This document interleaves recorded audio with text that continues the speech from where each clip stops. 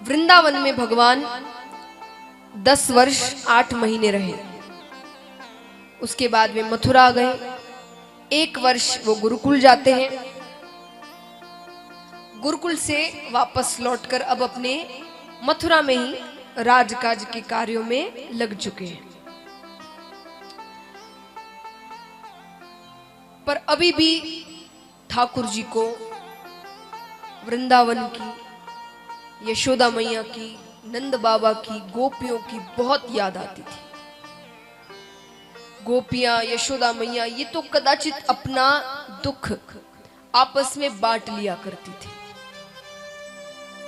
पर ठाकुर जी तो किसी के साथ नहीं बांट पाते थे। कहते ना, घर का जो कोई एक जिम्मेदार व्यक्ति होता है जिस पर सब निर्भर होते हैं, वो अगर एक बार टूट जाए, रो दे, कमजोर पड़ जाए तो सारे कमजोर पड़ जाते हैं।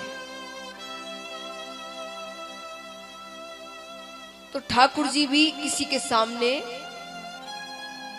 अपना दुख नहीं बांट पाते थे, अकेले घुटते थे।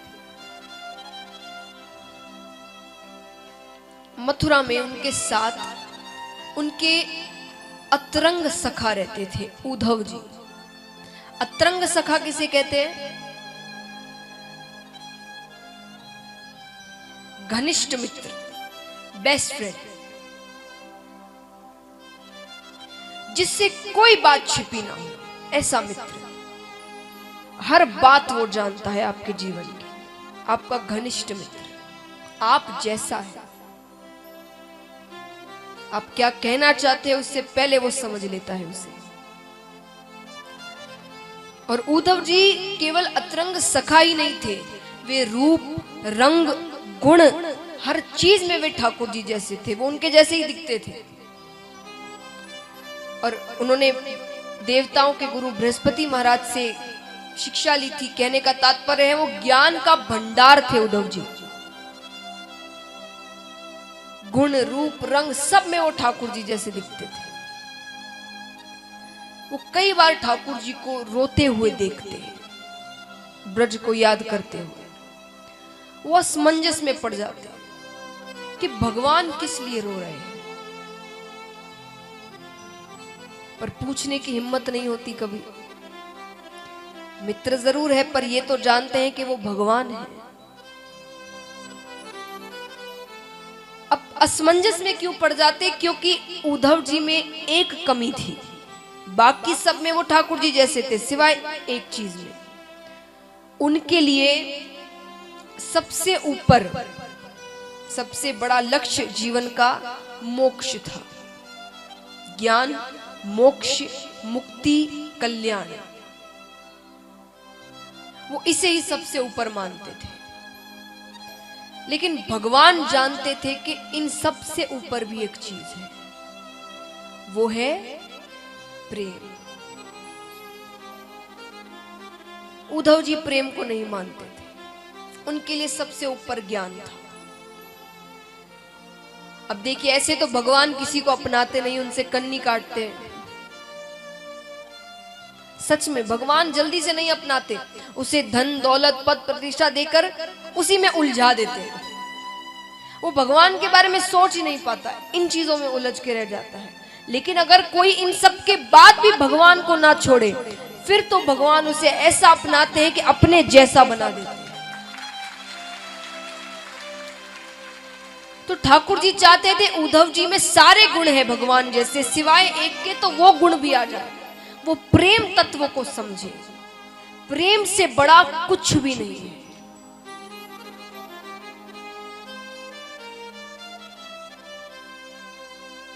बोलते हैं ना, तुम सबसे अमीर उस दिन बन जाओगे जब तुम्हारे पास कोई एक ऐसी चीज होगी जो पैसों से खरीदी नहीं जा सकती।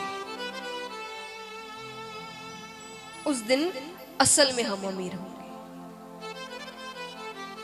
तो सच्चा प्रेम पैसों से नहीं खरीद सकते।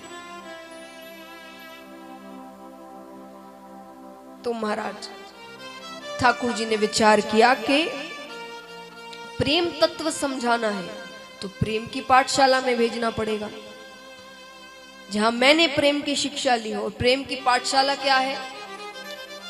गोपियां, ब्रज, जहां से भगवान ने प्रेम सीखा है। ठीक है, एक दिन राजकाज के कार्यों के बाद शाम के समय अपने कमरे में भगवान बैठे हुए हैं, खिड़की पर खड़े हैं, दूर से वृंदावन की ओर देख रहे हैं एक टक। आज ठाकुर जी को यमुना नदी में उसका प्राकृतिक जल नहीं नजर आ रहा, उस चंचलता से नहीं बह रही हो जो चंचलता जब ठाकुर जी यमुना नदी के तट पर खड़े होकर बंसी बजाते थे, जो चंचलता होती थी यमुना नदी में, आज वो चंचलता नहीं, शांत है। उसका खुद का जल ही नहीं लग रहा। ऐसा लग रहा है यमुना नदी में आज यशोदा मैया, नंद बाबा, ब्रजवासी, गोपियां, उनके अश्रु जल बह रहे हैं। वो रो रो कर पुकार रहे हो ठाकुर जी को। शाम का समय था, ठाकुर जी के चेहरे पर एक अलग सी चमक आ गई। अरे ये तो वही समय है जब मैं, बलदाऊ भैया, श्रीदामा, मुदमंगल, मधुमंगल सब गैया चरा कर घर वापस लौट रहे होते हैं। हाँ हाँ, निश्चित ही वही समय। और महाराज एक बार के लिए भाव ऐसा उठा कि ठाकुर जी भूल गए कि वो कहां है। वो जोर जोर से चिल्लाने लगे, अरे श्रीदामा रुको, मैं भी आ रहा हूं। अरे मुदमंगल मुझे भी तो लेकर चलो। अरे ये गैया इतना धीरे क्यों चल रही है, जल्दी चलो, बड़ी जोर की भूख लगी है। यशोदा मैया आवाज लगा रही होगी। जब ध्यान भटकता है, ठाकुर जी फूट फूट कर रोने लगते हैं।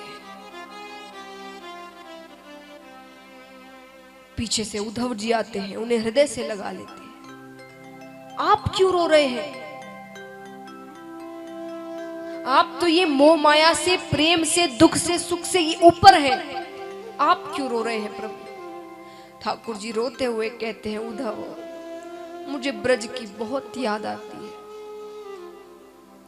मुझे यशोदा मैया की बहुत याद आती है, मुझे नंद बाबा की बहुत याद आती है। मैं उन्हें भूल नहीं पा रहा, मुझे ब्रज लेकर चलो। ठाकुर जी कहते हैं, नंद बाबा, नंद बाबा जैसे बाबा युगों युगों तक नहीं मिलेंगे।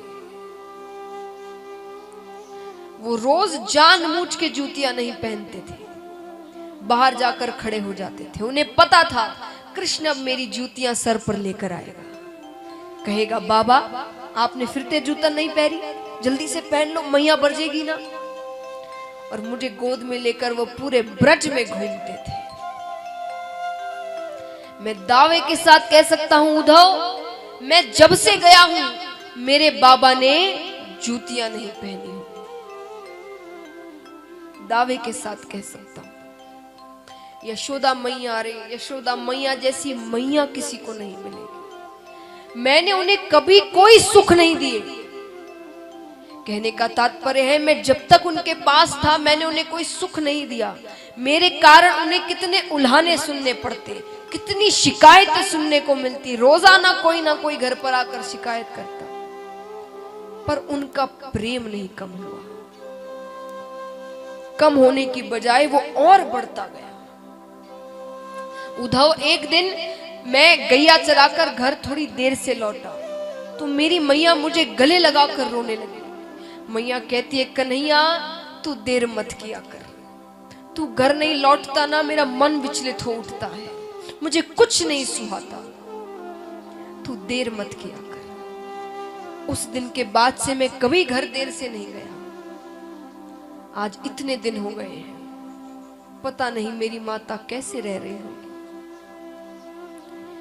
सबसे ज्यादा दुख तो मैंने उन गोपियों को दिया है, भोली भाली गोपियों। तुम्हें पता है, एक दिन यशोदा मैया ने मुझसे कहा कि कन्हैया तू उनके घर चोरी करने जाता है, उनकी मटकियां फोड़ता है।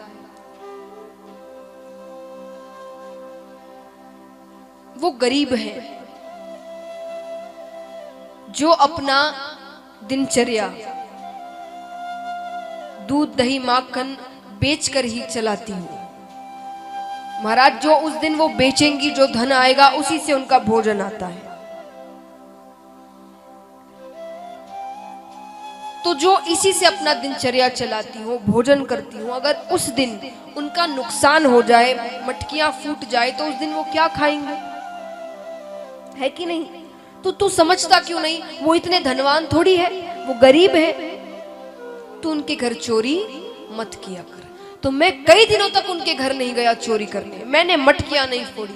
तुम्हें पता है कुछ दिन बाद सारी गोपियां घर आ गई, आकर कहती है यशोदा, कन्हैया सिर्फ तेरा ही बेटा है क्या? हमारा कुछ नहीं? मटकियां फोड़ता है तो फोड़ने दो, चोरी करता है तो करने दो, पर असल में गरीब हम उस दिन हो जाएंगे जिस दिन कन्हैया हमारे घर नहीं आएगा।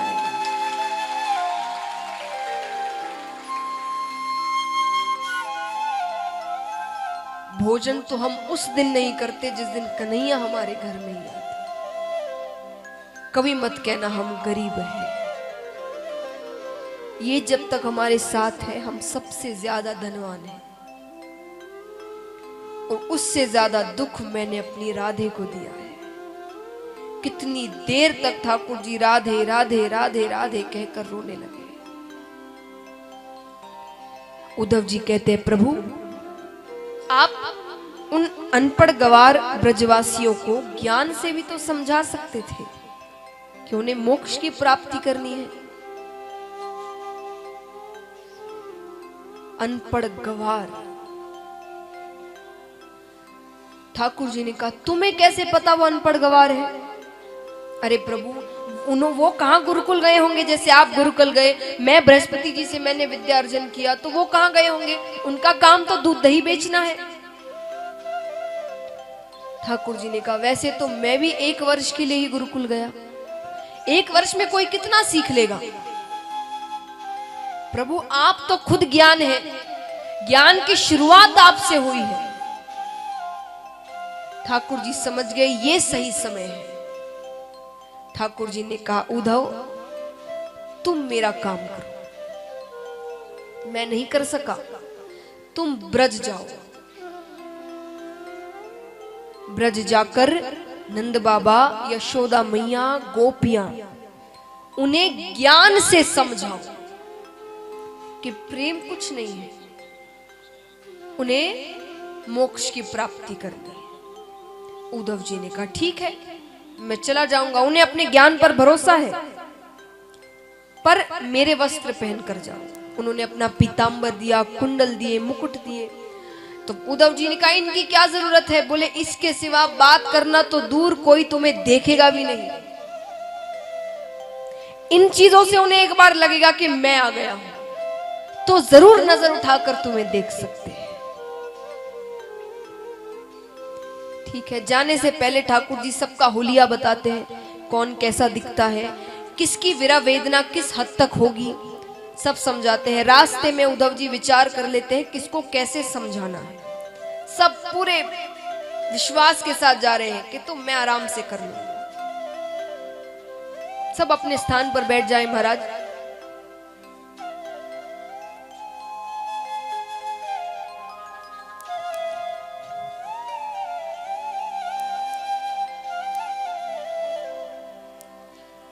ठाकुर जी जाते हैं, उद्धव जी जाते हैं।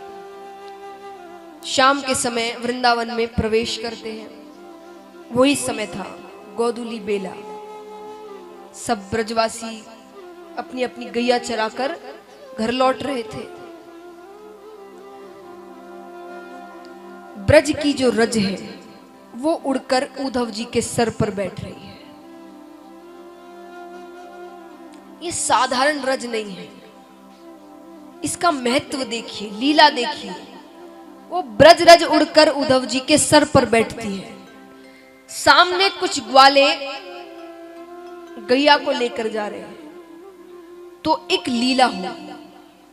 उद्धव जी देखते हैं कि उन ग्वालों के साथ कृष्ण जी और बलराम जी भी हैं। कभी ठाकुर जी एक ग्वाले के कंधे पर हाथ रखकर खेल रहे हैं, कभी गैया के ऊपर जाकर बैठ जाए, कभी नाचने लग जाए, कभी जोर से भागने लग जाए, थोड़ा सा ध्यान बढ़ता है, लीला अदृश्य हो जाती है। ये है ब्रज रज की महिमा। महाराज एक प्रार्थना मैं सबसे करना चाहूंगा, हम आज कोई भी तीर्थ स्थलों में जाते हैं, ब्रज में जाते हैं, हम उसे पिकनिक बनाकर जाते हैं, मस्ती कर रहे हैं, चीजें चिप्स खा रहे हैं, पैकेट वही फेंक रहे हैं, वो ब्रज है महाराज, वहां ठाकुर जी खेले हैं। वो रज साधारण मिट्टी नहीं है, वो ठाकुर जी के चरणों की रज है। उस ब्रज रज में कितने बड़े बड़े संत आज भी जाकर लोटपोट होते हैं, उन वृक्षों से आलिंगन करते हैं, और हम वहां जाकर गंदगी करते हैं। पिकनिक बनाने को भारत में कम जगहें नहीं है, बहुत से स्थान हैं जहां हम पिकनिक मना सकते हैं। तीर्थ स्थलों में भक्ति की भावना से जाएं, पिकनिक मनाने ना जाएं, वहां गंदगी ना करें, सफाई रखें। वो नंद बाबा के चरणों की रज है, यशोदा मैया के चरणों की रज है, गोपियों के चरणों की रज है, ठाकुर जी की लाडली श्री राधे के चरणों की रज है। तो महाराज ठाकुर जी, उद्धव जी आगे जाते हैं, कुछ गोपियां जा रही थी, उनसे पूछते हैं कि भाई ये नंदराय जी का घर कहाँ है? गोपियों ने कहा लगता है मथुरा से आए हो तुम। उन्होंने कहा तुम्हें कैसे पता? मथुरा से आने वाले ही नंदराय जी का घर पूछते हैं, बाकी तो सबको पता है। पथिक, ये जो जल देख रहे हो ना नीचे, हाँ, इस जल के साथ साथ चले जाओ, तुम्हें नंद बाबा का घर मिल जाए। और ये साधारण जल नहीं है, ये जब से कन्हैया गया है तब से नंद बाबा और यशोदा मैया के जो अश्रु जल बह रहे हैं ना, ये वो जल है। तुम मथुरावासी सब कुछ तो लेकर चले गए हमसे, क्या लेने आए हो? रास्ते में जा रहे हैं, वृंदावन की ओर देख रहे हैं, वृंदावन नहीं लग रहा, शमशान घाट लग रहा है। एक एक कोना ठाकुर जी को पुकार रहा हो ब्रज का। घर पहुंचते हैं, आवाज लगाते हैं, नंद बाबा, ओ नंदराय जी। एक साधारण सा जीव मनुष्य बाहर आता है। हाँ, कौन है? मैं उद्धव, कृष्ण का मित्र हूं, नंद बाबा से मिलना है, उसका संदेश लेकर आया हूं। दुबले पतले से व्यक्ति बाहर आते हैं, आंखें अंदर तक धसी हुई, कांपती हुई आवाज, मैं हूं नंदराय। चरणों में गिर जाते हैं उद्धव जी। जैसा ठाकुर जी ने बताया था बिल्कुल मेल नहीं खा रहा। बाबा, मैं आपको पहचान ना पाया, मुझे क्षमा करना, अंदर आओ। बैठाते हैं उद्धव जी को। सफर कर कर आए हो, भूख लगी होगी, मैं भोजन बाहर से लेकर आता हूं, बाहर से लेकर आता हूं। नंद बाबा जाते हैं, सामने ही चौका दिखता है उन्हें, चौके में जाले पड़े हुए हैं, मानो जब से कन्हैया गया है तब से उस घर में भोजन नहीं बना। नंद बाबा आते हैं, भोजन करवाते हैं, फिर कहते हैं अब आराम करो। उद्धव जी ने कहा बाबा थोड़ी देर मेरे पास नहीं बैठोगे? नंद बाबा बैठते हैं, कुछ कहें उससे पहले यशोदा मैया आती है। अरे किससे बात कर रहे हो? उद्धव जी को देखकर एक बार आंखों में चमक आ जाती है। कन्हैया तू आ गया? नंद बाबा ने कहा ये कन्हैया नहीं है, उसका मित्र है, संदेश लेकर आया है। संदेश लेकर आया है? यशोदा मैया ने कहा पता है, बचपन में जब कन्हैया रोता था तो मैं सारे काम छोड़कर उसे गोद में ले लेती थी। आज उसकी माता कब से रो रही है, कन्हैया आ नहीं सकता, उसे समय नहीं है। उद्धव जी ने कहा मैया, कन्हैया को खुद गर्ज मत समझना, वो आप सबको बहुत याद करता है। मैं जब यहाँ आ रहा था तो देवकी माता ने कहा कि यशोदा, मैं नहीं चाहती थी तुझे बताना कृष्ण के बारे में, लेकिन मैं मजबूर हूं। धन्य है तेरे लालन पालन को यशोदा, लेकिन तुमने कहा था कि तुम्हारा कन्हैया बहुत चंचल है, दिन भर खेलता रहता है, उसे खेलने से फुर्सत नहीं है। पर यहां तो वो राजमहल के बाहर भी नहीं निकलता। मैंने आज तक जब से कन्हैया मथुरा आया है, मैंने उसे मुस्कुराते हुए नहीं देखा। तुम कहती हो कन्हैया खाने पीने का बहुत शौकीन है। मैंने एक बार उसके लिए गौरस से बनी एक मिठाई बनाई। पहली बार ऐसा हुआ है, जो थाली आते ही प्रणाम करता था, वो उस दिन थाली छोड़कर चला गया। जाकर उद्धव से कहता है, उद्धव, देव की माता से कहना मेरी थाली में गौरस से बनी कोई मिठाई ना रखे। मुझे यशोदा मैया की याद आ जाती है, मुझे मेरे ब्रज की याद आ जाती है। इससे ज्यादा यशोदा मैया सुन ही नहीं पाई, मूर्छा को प्राप्त हो गई। नंद बाबा उन्हें कमरे में सुला देते। नंद बाबा ने कहा इतनी ही देर वो आराम करती है जब तक मूर्छा को प्राप्त रहती है, वरना पूरे ब्रज में पागलों की तरह घूमती है। लोगों से पूछती है, तुमने कन्हैया को देखा क्या? कन्हैया तुम्हारे घर आया क्या? मैं जानती हूं वो चोरी करता है, वो मटकियां फोड़ता है। तुमने उसे बांध कर रखा है क्या? उसे लौटा दो, वो कभी चोरी नहीं करेगा। उसे वापस दे दो, मैं उसे बांध कर रखूंगी। मेरे पुत्र को लौटा दो।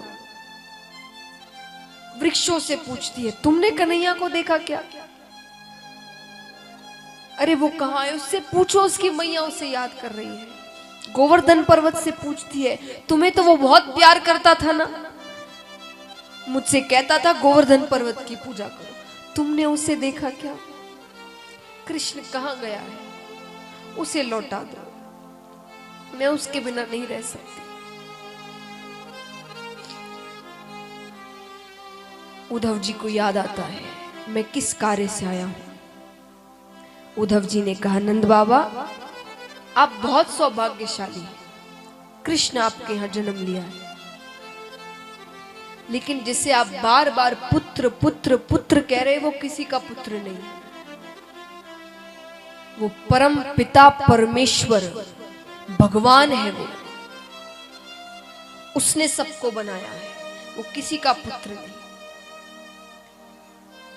आपका सौभाग्य है, उसने आपके यहां जन्म लिया, कुछ लीलाएं करी, फिर वो चला गया। आप ये रोना धोना छोड़िए, ज्ञान के मार्ग पर चलिए, मोक्ष प्राप्त करिए। नंद बाबा ने कहा, मुझे तो लगा था तुम कोई बुद्धिमान बालक हो, तुमने बृहस्पति जी से एक शिक्षा प्राप्त की है, तुम तो एक साधारण से बालक निकले। तुम कहते हो कि मेरा पुत्र, वो किसी का पुत्र नहीं, हमसे गलती हुई उसे पुत्र कहकर। चलो हम मान लेते हैं हमसे गलती हुई, लेकिन क्या भगवान से गलती हो सकती है कभी? अरे उसने कितनी बार मुझे बाबा कहा है, यशोदा को मैया कहा है। गोपियां कहती थी, कन्हैया तू यशोदा का लाला नहीं है। यशोदा मैया गोरी, नंद बाबा गोरे, बलदाऊ भैया गोरे, तू काला आ गया, तुझे उठाकर लाए कहीं से। तो वो क्रोधित हो जाता, आकर यशोदा से कहता कि मैया कहते जा मरी से कि मैं तेरो छोरो हूं, मैं तेरो बेटो हूं। वो खुद क्रोधित हो जाता, अगर हम उससे कह देते वो हमारा बेटा नहीं है।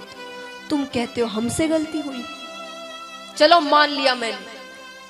तुम कहते हो वो भगवान है, लेकिन मुझे तो मेरे बेटे में भगवान जैसे कोई लक्षण नहीं नजर आता। क्यों? क्योंकि भगवान तो सबका पेट भरते हैं, सबको भोजन भगवान कहते ना, भगवान किसी को भूखा नहीं सुलाते, कीड़ी तक को वो भोजन देते हैं। तो क्या भगवान को कभी भूख लग सकती है? पर मेरे कन्हैया को तो मैंने भूख से तड़पते हुए देखा है, क्रोधित होते हुए देखा है कि मैया मुझे भूख लग रही है, मटकियां फोड़ते हुए देखा अगर यशोदा उससे दूध नहीं पिलाती थी तो। तुम कहते हो वो भगवान है। भगवान तो धर्म की राह पर चलने को कहते हैं, सत्य की राह पर चलने को कहते हैं ना। मेरा कृष्ण तो बात बात पर झूठ बोलता है। जहां झूठ बोलने की जरूरत नहीं वहां भी झूठ बोलता है, चोरी करता है। तुम कहते हो वो भगवान है। चलो मैंने मान लिया वो भगवान है। भगवान ने हमारे यहां जन्म लिया, कुछ लीलाएं करी, चले गए। तो तुम्हें लगता है इस बात से मेरी विरह वेदना कम हो जाएगी? अभी तक तो मैं यही सोच रहा था कि मेरे पुत्र ने मुझे छोड़ दिया, मेरे पुत्र ने मुझे त्याग दिया, पर तुमने मुझे क्या बता दिया? आज मुझे पता चला कि भगवान ने मुझे छोड़ दिया। भगवान मेरा घर छोड़कर चले गए, उन्होंने मुझे त्याग दिया। ये तो मेरे विरह वेदना में घी डालने के समान हुआ। ये तुमने क्या कह दिया? अब तो जीवित रहने का भी कोई फायदा नहीं। जिसे भगवान ने छोड़ दिया हो वो इस संसार में रहकर क्या करेगा? हम कहते ना हम सब भगवान का अंश है, भगवान हमें नहीं छोड़ते, पर तुम तो कह रहे हो कि उन्होंने मुझे छोड़ दिया। ये तुमने क्या कह दिया उद्धव? नंद बाबा रोते रोते रोते नेत्र बंद कर लेते हैं। उद्धव जी चुप बैठे हैं। कौन कहने आया था, कौन कह रहा है?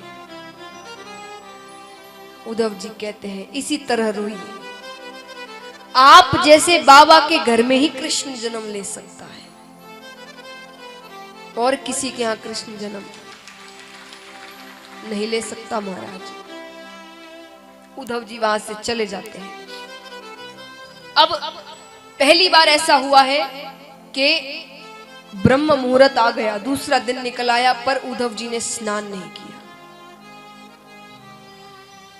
आगे चल रहे हैं, देखते हैं पेड़ के पीछे कुछ गोपियां बैठी हैं, आपस में बातें कर रही हैं। अरे ये रथ किसका है? सोने का रथ लगता है, यहां पर किसके पास सोने का रथ होगा? दूसरी गोपी कहती तुझे याद नहीं? अरे वो अक्रूर आया था ना इसी रथ में, कृष्ण को लेकर चला गया। अब क्या लेने आया है?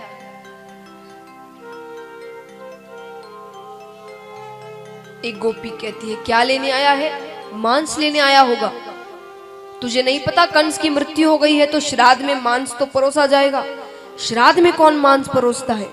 दैत्यों के श्राद्ध में मांस ही परोसा जाता है। ठीक है मांस परोसा जाता होगा, लेकिन ब्रज में मांस कहां मिलेगा? हम तो दूध दही बेचते हैं। बोले ये मथुरावासी बड़े होशियार हैं, ये जानते हैं कि जब से कृष्ण गया है वृंदावन वृंदावन नहीं रहा, शमशान घाट बन गया है। सब मृत ही घूम रहे हैं वहां पर, और अपने स्वाद का भी ध्यान रखा है सबने, क्योंकि सब जानते हैं जो प्रेमी होता है ना उसका हृदय बड़ा मीठा होता है। हम सब कृष्ण प्रेमी हैं, हमारे हृदय को तो पकाने की भी जरूरत नहीं। वो कृष्ण विरह वेदना में पहले ही इतना जल चुका है।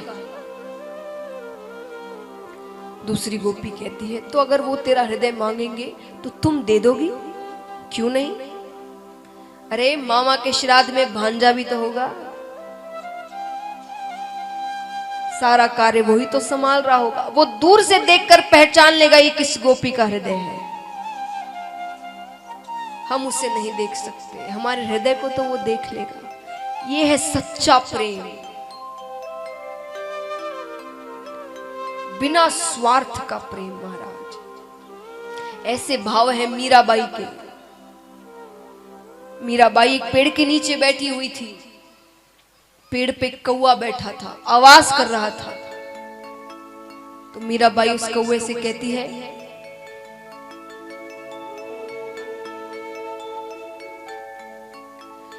काढ़े कलेजो मैं धरूं रे, कि काढ़े कलेजो मैं धरूं रे, कागा तू ले जा। कि तुझे बड़ी भूख लगी है ना, तू आवाज कर रहा है, मैं अपना कलेजा निकाल कर देती हूं तुझे खाने के लिए। लेकिन इसे यहां मत खाना, मेरे सामने मत खाना। कहां जाकर खाना? कि काढ़े कलेजो मैं धरूं रे, कागा तू ले जा, जाते सा मारो पिया बसे, वो देखे तू खा, जाते सा मारो पिया बसे, वो देखे तू खा। इसे यहां मत खाना जहां मेरे प्रियतम रहते हैं, वहां लेकर जाओ। वो जब तुम्हें देख रहे हो तब इसे खाना, कुरेद कुरेद कर खाना, पर उसके सामने खाना, उसे दिखा कर खाना। तुम किसका हृदय खा रहे हो?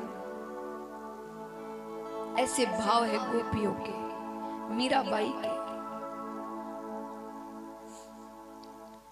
गोपियों ने श्री कृष्ण को हासिल नहीं किया, लेकिन आज प्रेम में अगर सबसे बड़ा नाम किसी का आता है तो गोपियों का आता है।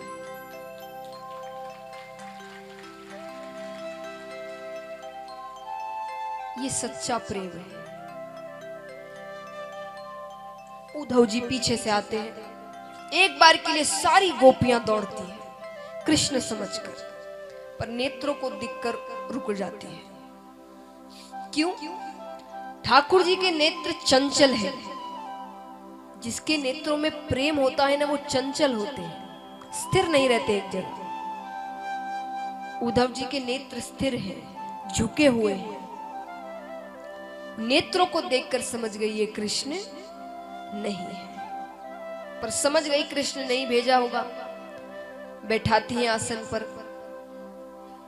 उद्धव जी कहते हैं मेरा नाम उद्धव है, मैं कृष्ण का मित्र हूं। गोपियां कहती है अच्छा, तो आपको यदुपति ने भेजा है।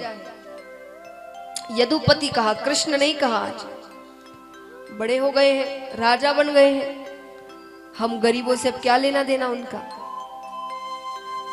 और यदुपति ने ब्रजपति के पास ही भेजा होगा, नंद बाबा के पास। राजा राजा के पास ही भेजेंगे। कहते ना, रिश्ता बराबरी में ही होना चाहिए, वरना वो रिश्ता सही नहीं होता है कि नहीं? रिश्ता हमेशा बराबरी में होना चाहिए। तो आपको यदुपति ने ब्रजपति के पास ही भेजा होगा, भेजना भी चाहिए। अरे उन्होंने कितनी चंचलता सही इस बालक की, कितनी शिकायतें सुनने को पड़ी, कितने उल्हाने सुनने को पड़े। आना तो खुद को चाहिए था, पर संदेश भेजा है। चलो कोई बात नहीं। अच्छा उद्धव जी, एक बात बताना, क्या ये जो आप वस्त्र पहन कर आए हो, ये कृष्ण ने पहनाए हैं? बोले हाँ। बोले अपना ऐश्वर्य दिखा रहे हैं हमें कि मैं कितना धनवान हो गया हूं। और ना ब्रज में तो किसी के पास ऐसा एक भी जेवरात नहीं होंगे जो उन्होंने आपको पहनाए हैं। ये सोने का रथ भेजा है, बता रहे हमें कि कितने धनवान हो गए आप। अच्छी बात है, अच्छा है गरीबों को छोड़कर राजा के पास चले गए, राजा बन गए। उद्धव जी कहते हैं ऐसा नहीं है, वो तुम सबको याद करते हैं, याद करते हैं। अच्छा उद्धव जी, आप बड़े ज्ञानी हैं ना, एक बात बताना, कौन सी प्रीति नष्ट होने वाली होती है और कौन सी प्रीति होती है जो हमेशा रहती है? उद्धव जी कहते हैं जिस प्रेम में, प्रीति में स्वार्थ हो, वो बहुत जल्दी नष्ट हो जाती। जैसे भ्रमर कमल के पुष्प के पास आता है, फूलों के पास आता है रसास्वादन करने के लिए उनका, तो जब आता है तो कितना आगे पीछे घूमता है, मानो आओ भगत कर रहा हो, प्रणाम कर रहा हो। पुष्प भी प्रसन्न हो जाते हैं। क्या चाहिए? हमें आपके पराग का रसास्वादन करना है। अब इतना कोई आओ भगत करेगा तो सामने वाला भी प्रसन्न हो जाता है। पुष्प ने कहा जरूर आइए, लेकिन जैसे ही वो पराग का रसास्वादन कर लेता है, उसके बाद वो ऐसे जाता है कि पीछे मुड़कर भी नहीं देखता फूल को। ये स्वार्थ की प्रीति है। स्वार्थ निकल जाता है तो मुड़कर पीछे भी नहीं देखते। लेकिन जिस प्रीति में कोई स्वार्थ ना हो वो जिंदगी भर रहती है। जिसमें हासिल करने का भी स्वार्थ ना हो कि वो अपना बन जाए। तो गोपियां कहती हैं हमने कोई स्वार्थ नहीं रखा। कृष्ण से प्रेम किया तो ये भी नहीं सोचा कि वो बदले में हमें वापस प्रेम करे। ऐसा प्रेम क्या काम का जिसमें स्वार्थ हो कि वो भी तुम्हें प्रेम करे, वरना तुम्हारा प्रेम ही ना रहे। हमने तो कोई स्वार्थ नहीं किया, तो ये प्रीति क्यों नष्ट हो गई। उद्धव जी कहते हैं ये प्रेम, रोना धोना, दुख, विरह, वेदना, ये सारी चीजें छोड़ो, अपना मन ज्ञान पर लगाओ, मोक्ष की प्राप्ति करो। अरे वो लीला करने आए थे, उनका कोई रूप नहीं है, वो ब्रह्म है, ना हाथ है, ना पैर है, ना आंखें हैं। आंखें नहीं है तो किसकी आंखों में यशोदा मैया मोटा मोटा काजल डालती थी। हाथ नहीं है तो किसने हमारी मटकियां फोड़ी थी। पैर नहीं है तो कौन हमारी गैया को चराने लेकर जाता था। और उद्धव जी आप कहते हैं मन ज्ञान की ओर लगाओ। मन क्या 10-20 होते हैं? मन तो एक ही होता है, वो कब का कृष्ण को दे दिया। अच्छा एक बात बताइए, कैसी बात? आप कहते हैं मोक्ष की प्राप्ति करो, ज्ञान पर चलो। हाँ, तो ज्ञान मार्ग पर चलने से क्या मिलेगा? मोक्ष मिलेगा, कल्याण होगा, स्वर्ग लोक मिलेगा। गोपियों ने कहा ऐसे मोक्ष को हम ठोकर मारते हैं जो हमें कृष्ण से दूर करते हैं। पहली बार किसी ने मोक्ष को ठोकर मारी। और अगर कृष्ण प्रेम मिल जाए, ये जैसा अभी जिस प्रेम में है आपको लगता है हम दुख में हैं, पर ये प्रेम भी हमें मिल जाए तो हम जन्मों जन्मों तक नरक लोक में रहने को तैयार हैं। उद्धव जी कहते, कभी कहती हो कृष्ण यदुपति है, ऐसा है वैसा है, हमने उससे प्रेम किया वो हमें भूल गया। कभी कहती हो उसका प्रेम मिल जाए तो नरक लोक में रहे। तुम चाहती क्या हो? गोपियों ने कहा यही तो प्रेम है। कार्य को छोड़ो जा सके पर कार्य की कथा ना छोड़ी जाए।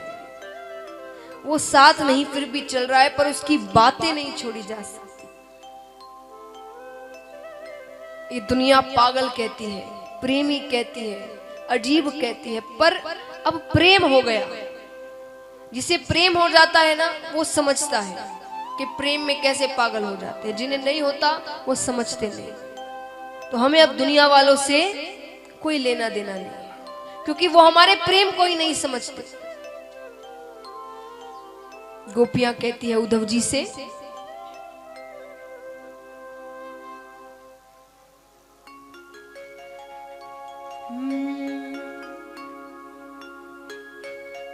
मेरी लगी ओ मेरी लगी शाम संग प्रीत ये दुनिया,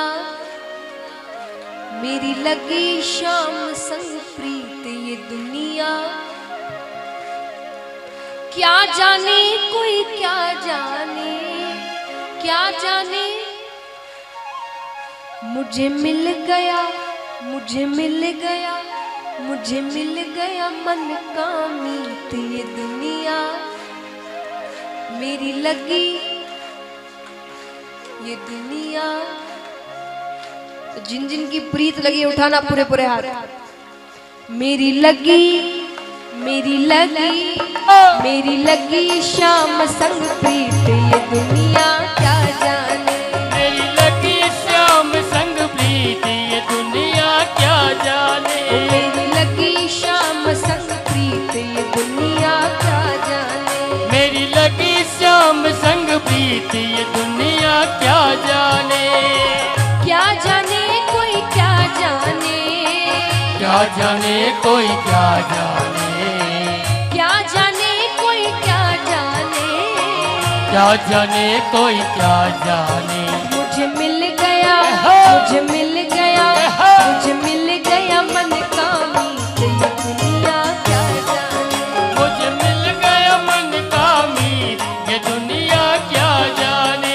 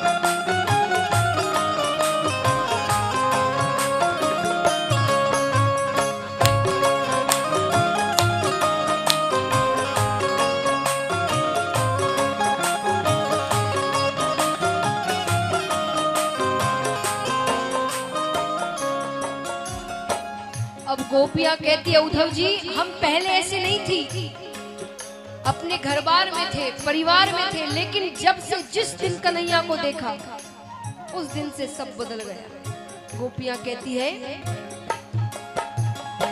छवि लगी मैंने शाम की जब से, छवि लगी मैंने शाम की जब से, भई बावरी में तो तब से, भाई बावरी में तो तब से, बांधी प्रेम की डोर मोहन से, बांधी प्रेम की मोर मोहन से, नाता तोड़ा मैंने जग से, नाता तोड़ा मैंने जग से। ये कैसी पागल प्रीत ये दुनिया क्या जाने, कैसी पागल प्रीत ये दुनिया क्या जाने, मेरी लगी शाम संग प्रीत ये दुनिया क्या जाने, मेरी लगी श्याम संग प्रीत ये दुनिया क्या जाने। श्री राधे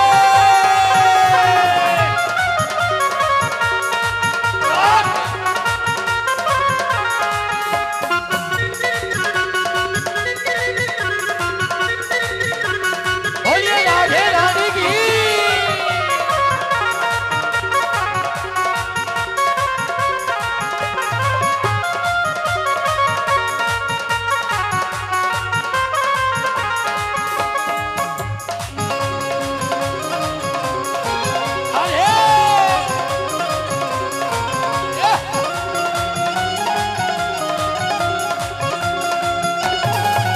जय हो।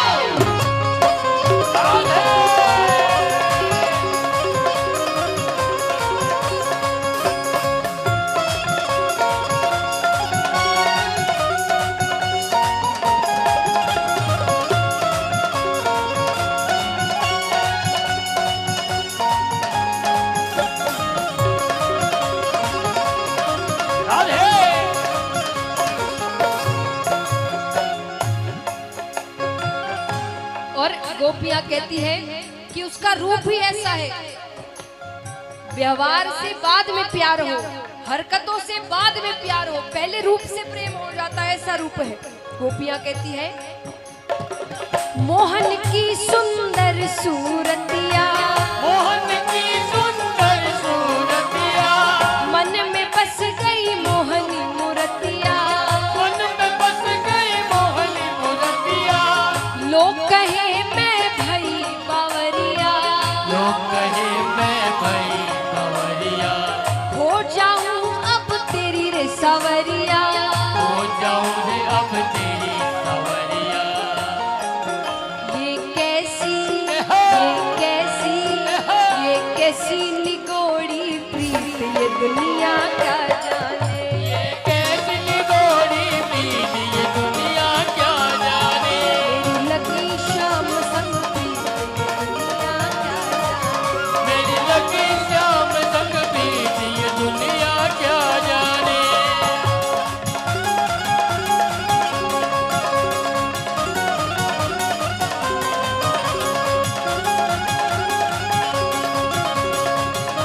और एक बार उठाइए पूरे पूरे हाथ। श्री राधे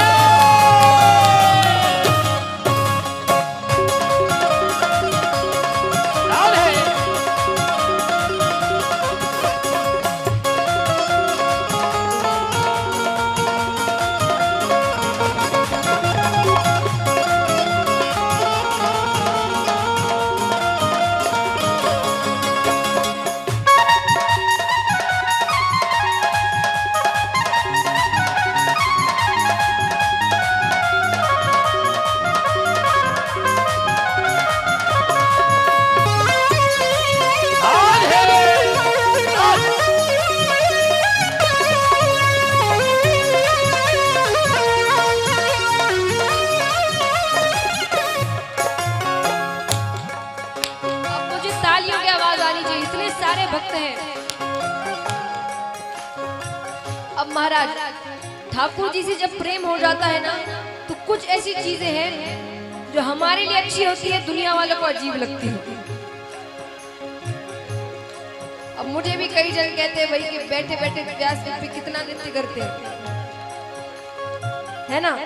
लेकिन मैं क्या जवाब देती हूँ कि जब से मुझे ठाकुर जी से प्रेम हुआ है उस दिन से क्या हुआ, हरदम अब तो रहूं मस्तानी, हरदम अब तो रहूं मस्तानी, लोक लाज दीनी बिसरानी, लोक लाज दीनी बिसरानी, रूप राशि अंग अंग समानी, रूप राशि अंग अंग समानी, हेरत हेरत रहूं दीवानी, हेरत हेरत रहूं दीवानी। मैं तो गाऊं मैं तो गाऊं खुशी के गीत, ये दुनिया क्या जाने, मैं तो गाऊं खुशी के गीत, ये दुनिया क्या जाने। मेरी लगी शाम संग प्रीत, ये दुनिया क्या जाने, मेरी लगी शाम संग प्रीत, ये दुनिया क्या जाने। क्या जाने कोई क्या जाने, क्या जाने कोई क्या जाने, क्या जाने कोई क्या जाने, क्या जाने कोई क्या जाने। मुझे मिल गया, मुझे मिल गया, मुझे मिल गया मन का मीत, ये दुनिया क्या जाने, मुझे मिल गया मन का मीत, ये दुनिया क्या जाने। मेरी लगी शाम संग प्रीत, ये दुनिया क्या जाने, मेरी लगी शाम संग प्रीत, ये दुनिया क्या जाने। ओ मेरी लगी शाम संग प्रीत, ये दुनिया क्या जाने, मेरी लगी शाम संग प्रीत, ये दुनिया क्या जाने। मेरी लगी शाम संग ये दुनिया। चलिए अभी गोपी उदय संवाद और बचा है तो थोड़ी जल्दी जल्दी आप सब बैठे एकदम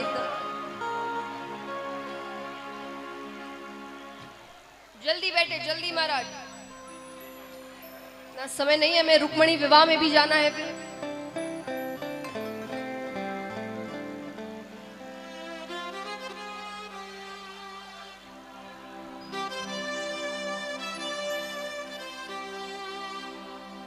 जितनी जल्दी बैठेंगे आप उतनी जल्दी मैं आराम कर पाऊंगी। जल्दी जल्दी जल्दी जल्दी।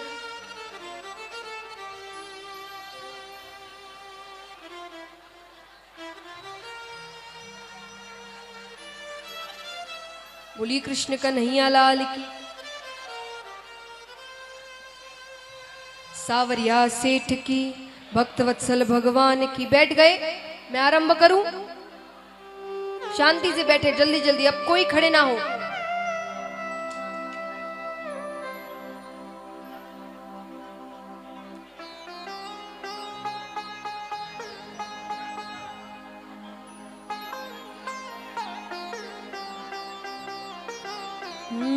बोली कृष्ण कन्हैया लाल की। सावरिया सेठ की, भक्तवत्सल भगवान की। हाँ बस थोड़े थोड़े पीछे हो गए, आराम से सब बैठ जाइए। तो महाराज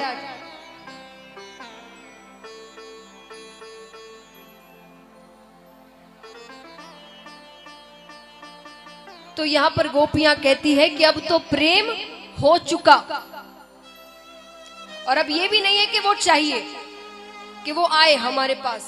और हम आपसे ये भी नहीं कहते उद्धव जी कि आप कृष्ण से जाकर हमारी शिकायत करना, या हम जो आपसे बातें कर रहे हैं कि वो यदुपति हो गया है, वो ये हो गया, वो कुछ मत कहना उससे। उससे कहना हम सब बहुत सुखी हैं, क्योंकि हम कितनी ही शिकायतें कर ले पर हम उसे दुखी नहीं देख सकते। हम जानते हैं वो हमसे बहुत प्रेम करता है, और उससे अगर पता चल जाए कि हम इतना रुदन कर रही हैं, इतना तड़प रही है, तो वो रह नहीं पाएगा। उससे जाकर ये सब मत कहना, हम जैसे हैं अच्छे हैं, बस उससे कह देना हो सके तो कभी कभार हमसे मिलने आ जाए। अब गोपियां वहां से उठकर थोड़ी दूर जाती है। दूर जाती है, एक बड़ी गोपी बैठी है, वो बड़ी गोपी है राधा जी। गोपियां जाकर कहती है, राधे ये प्राण क्यों नहीं जा रहे हैं? वो तो अब शायद नहीं आएंगे। राधा जी कहती है, नहीं मेरे प्राण तो नहीं जा सकते। उन्होंने जाते जाते मुझसे कहा था कि मैं आऊंगा, मेरा इंतजार करना। मेरे प्राण चले गए और वे आ गए तो क्या कहेंगे, थोड़ा भी इंतजार ना कर सके। मैंने कहा तो था मैं आऊंगा। तो उन्हें देखे बिना ये प्राण तो नहीं जा सकते। अब वहां पर एक भ्रमर आता है। वो भ्रमर और कोई नहीं, ठाकुर जी ही थे। वो राधा जी के सामने आता है। राधा जी जी भर के उसे डांट लगाती है, अपनी शिकायतें करती है। भगवान उस रूप में आकर राधा जी के मन की बातें निकलवाते थे। गोपियां आपस में कह लेती थी पर राधा जी नहीं कहती थी। उस भ्रमर से वो अपनी शिकायत करती थी। उद्धव जी कई दिन वहां रहते हैं। आज उद्धव जी ने वहां ज्ञान को नतमस्तक कर दिया। प्रेम से बड़ा और कुछ भी नहीं है। कई दिन वहां रहे, वापस मथुरा आते हैं। ठाकुर जी कहते हैं अरे उद्धव बड़ी देर लगा दी आने में। उद्धव जी कहते हैं करुणा सिंधु, दयालु, सारे मनगढ़ंत नाम है आपके, खुद ने रखे ये नाम आपने। ठाकुर जी कहते तुम्हें वहां भेजने का कार्य मेरा सफल हुआ। इस लहजे में मुझसे केवल गोपियां बात कर सकती है। इस भाषा में मुझसे केवल गोपियां बात कर सकती है। अरे भाषा क्या, थोड़ी सी ऊंची आवाज में ही मुझसे केवल गोपियां ही बात कर सकती है। उद्धव जी कहते हैं प्रभु आप यहां क्या कर रहे हैं इस स्वार्थी लोगों के साथ? आप वहां जाइए, यहां हम सब संभाल लेंगे, आप कोई चिंता करने की जरूरत नहीं। ठाकुर जी ने कहा मैं वहां नहीं जा सकता। क्यों नहीं जा सकते? आइए महाराज, अब ये भी प्रश्न के उत्तर मैं आपको देती हूँ। कई भक्त कहते थे कि कैसे भगवान है भक्तों को, माता पिता को छोड़कर राजकाज में बैठे थे। वे गोपियों के पास नहीं जा सकते थे, माता पिता के, वो क्यों नहीं जा सकते? ठाकुर जी ने कहा तुम्हें क्या लगता है मुझे उनकी याद नहीं आती? उनसे ज्यादा मुझे उनकी याद आती है। पर कंस को मारने के बाद कंस के ससुर जरासंध आए दिन वो मथुरा में आक्रमण करते हैं। मथुरा में महल है, सैनिक हैं, हथियार है, वो हार जाता है। वृंदावन में कुछ नहीं है, भोले बाले ग्वाल बाल है, उन्हें कोई विद्या नहीं आती, ना हथियार है ना सैनिक है।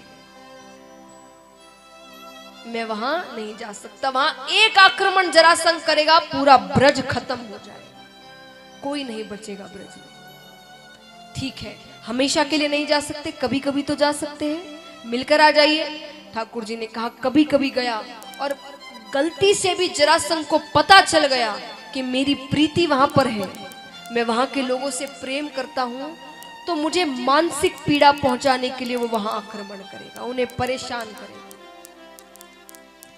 ठीक है आप नहीं जा सकते, उन्हें यहां लेकर आ जाइए। ठाकुर जी ने कहा वो और ज्यादा बुरा है। अरे वहां मैं एक ग्वाला था, मैं ग्वाल बालों की झूठन खाता था। यहां मैं एक राजा हूं। वहां मैं भोला भाला ग्वाला था जिसे किसी तरह की समझ नहीं है। यहां मुझे युद्ध करना पड़ता है, राजनीति खेलनी पड़ती है। वो रूप वो नहीं देख पाएंगे, वो सोचेंगे कृष्ण कैसा था कैसा हो गया। अरे यशोदा मैया मुझे ओखल से बांध देती थी रस्सी से, और देव की माता मुझे हृदय से लगाने में सकुचाती है कि हृदय से लगाऊं कि नहीं लगाऊं। वो जानती है ये भगवान है। नंद बाबा की जूतियां में सर पर लेकर आता था, वसुदेव जी के पैरों को छूता हूं ना, वो पीछे एक बार हट जाते, आशीर्वाद दूं कि नहीं दूं, ये तो खुद भगवान है, इन्हें कैसे आशीर्वाद दूं। तो वो यहां आकर जब मेरा ये रूप देखेंगे वो सहन नहीं कर पाएंगे इसे। पर तुम्हें क्या लगता है उद्धव मैं उनके पास नहीं? मैं हर वक्त उनके पास हूं। ये गोपियां जब रुदन करते करते पागलों की तरह भटकते हुए मूर्छा को प्राप्त हो जाती है ना, मैं इन्हें उठाकर इनके घर वापस छोड़कर आता हूं। मैं हर वक्त इनके साथ हूं। मैं इन्हें छोड़कर इन्हें क्या भगवान, ये मैं नहीं कह रही, ये भागवत जी में ठाकुर जी ने कहा है, मैं वृंदावन छोड़कर कभी नहीं जाऊंगा, मैं हर वक्त वृंदावन में वास करूंगा। इसीलिए आज भी कहते हैं कि वहां पर निधि वन है महाराज। कौन कौन वृंदावन गए हैं, उन्होंने निधि वन के दर्शन किए जहां ठाकुर जी रात्रि में रास करने आते हैं। तो वो झूठी बातें नहीं है, वो भगवान ने कहा है मैं वृंदावन छोड़कर कभी नहीं जाऊंगा, मैं हर वक्त वहां वास करूंगा। तो महाराज इस प्रकार ठाकुर जी उद्धव जी को प्रेम का ज्ञान करवाते हैं। सपने में रात में आया,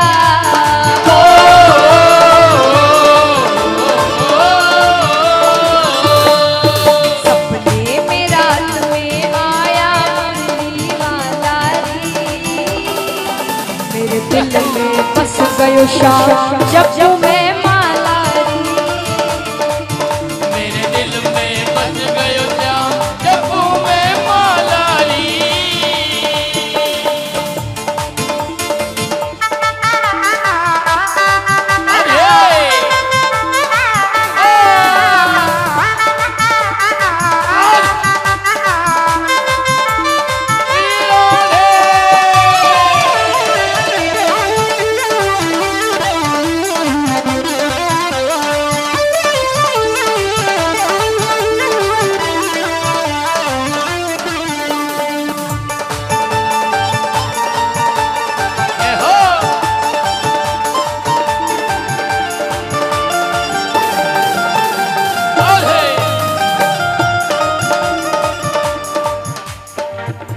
मुकुट सिर मोर का, मुकुट सिर मोर